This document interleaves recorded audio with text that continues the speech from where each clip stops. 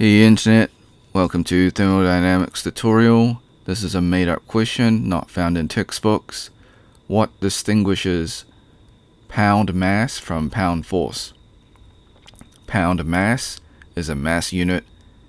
Pound force is a force unit. Mass is how much matter the object has or have.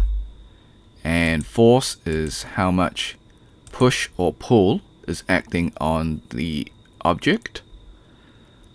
Alright, so we are done. I encourage you to save this video on your own PC. You can do this by using the snipping tool. You can find it on your taskbar or using the search window.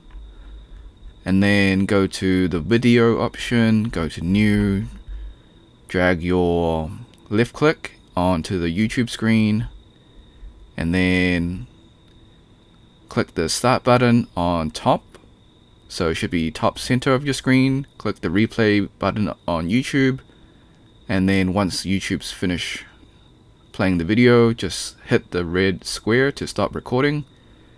Control S to save the video. Okay, like and subscribe if you want to support me. Become a member or drop a super thanks. If you have questions or if this was helpful, leave it in the comments. Until next time, see ya.